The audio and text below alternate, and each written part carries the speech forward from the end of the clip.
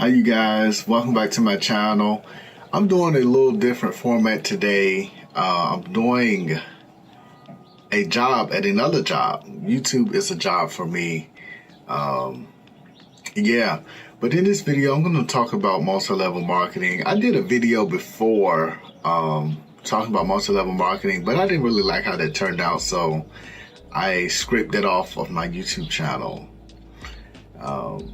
I'm learning now that, YouTube having stuff as a reminder of how you have progressed over the years or over the months is something good to have. So I reflect on some of my older videos. But anyway, I'm going to talk about some of the multi-level marketing schemes or pyramid schemes that I've worked for.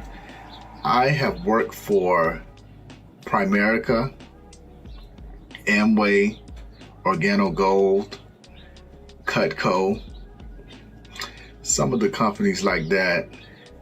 The only company that I've actually made money from was Amway.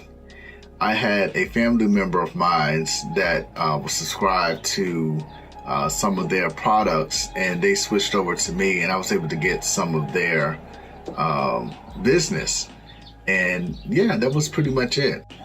So let's start off with the company that got me introduced to these so-called multi-level marketing companies. I was out and about. I don't even know how I got it, the information. I think I was shopping through the mall or something, and the one of the posters or something had a flyer or something like that, or either I was introduced by one of my friends or something. But yeah, it was Cutco. So basically, they sold knives, different kitchenry, if that's the word. And yeah, one thing I did like about them, they were pretty much clear cut and dry about what they had to offer and what the company was. I don't know if they are still like that, but some of the other companies that I embarked on, they were very secretive in the beginning. They was like, well, I can't tell you this because of this. That was a bunch of BS. And yeah, I did that for a while. I went to a couple of the seminars. So how it started off, I don't know if it's still like that now, but you went to a meeting or whatever, and you took notes, and they basically looked at how you took the notes to determine whether you would be a good candidate to be within the company. So that didn't work out for me, because I was like, I'm not going to be able to make people buy knives or stuff when they can get it at like a Ollie's or something like that for cheaper and stuff. I really forgot how everything went. If it was a certain way, I'm pretty sure it's changed now. This was back like in 2013 or something like that, 2012. And anyway, make it a long story short, I didn't continue with them, but then I was introduced to Organo Gold. Organo Gold, they sold coffee products pretty much in the long gist of things.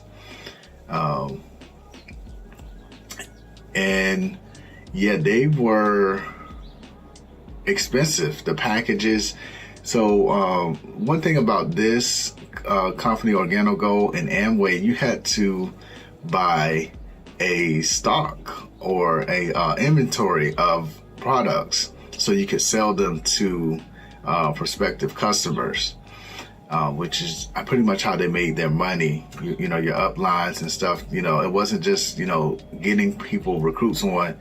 You actually would make money based on the people that bought, that was your downline that bought the products for their inventory, if I recall right. And Organo Gold, that wasn't a good thing for me. I did that off and on, didn't make any money. I ended up spending money, losing money with Organo Gold. But then came Amway, Amway was very motivational. Some of their seminars and meetings that they had. Matter of fact, it was an Indian dude, right? He was the most unique Indian dude I ever seen. He was a Southern talking Indian guy. So it was just very interesting that way. I really did like their meetings and stuff. I was in Virginia at the time. We went from the Northern Virginia area to Charlottesville. It was a nice scenery there and stuff like that. I wish I could have had the scenery to just show you guys, but it was just very beautiful. And we went somewhere, it was like in the middle of nowhere in this big building and stuff like that. One thing that I learned from these people, they really did prey on the people that were financially vulnerable, people that were vulnerable emotionally, stuff like that. The lady who was the wife of this guy, who was Indian, South Asian guy, she would be like, well, I can go into Whole Foods and buy a $5 apple without looking at my banking account. But guess what? Anybody could do that, So, yeah, that was pretty much it. But I did make like $200 some with Amway. So that was like a plus, I had some momentum going on, but then, I had momentum, but I had some self-doubts and stuff, and I had some people telling me about Amway and informing me. And luckily I did get out and I didn't lose any additional money because, each month or so I had to buy merchandise. So even though I did make some money, I still had a net loss, And guys, to make it a long story short, these companies, you cannot really do good unless you have people that come in underneath you, or the recruits. They come in with the same type of motivation as you. And I think a lot of these uplines, they know that, but it doesn't really affect them when, the number of recruits under them is pretty high. They can still survive or whatnot.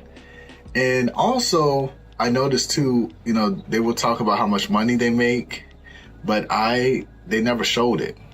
And I was approached by a friend of mine's like a year or so ago, and he was introducing me to an opportunity, and it was the same people from the same company, Amway, that I had dealt with, which were my uplines so many years ago. And they were pretty much telling the same story. They worked for the federal government. If you're supposed to be making so much money, why are you still working for the federal government? Granted, they are a good employer, but if you're talking about replacing your income, retiring early, that's not a good look. But that's how it goes. So am I telling you to not join a multi-level marketing company? I would say not, yes and no. I would say to do your due diligence with them. But in all, more than likely, you're going to lose some money. So if you want to lose money, do multi-level marketing. So you guys, there's a saying that there is a silver lining within every dark cloud. That's an old fable or whatever, But anyway, I forgot to mention that with Primerica, I did invest in some of their financial services that they have. But with some of the stuff that I've been hearing, in terms of like how, they operate, it makes me wonder, like, should I take my stuff out? Because like even with what I have now, I don't have a lot of interactions or the ability to interact with the person that sold me the brokerage investments that I have. So I'm investing only a little bit, but still, like, I want to get a return on my investment. So what to do.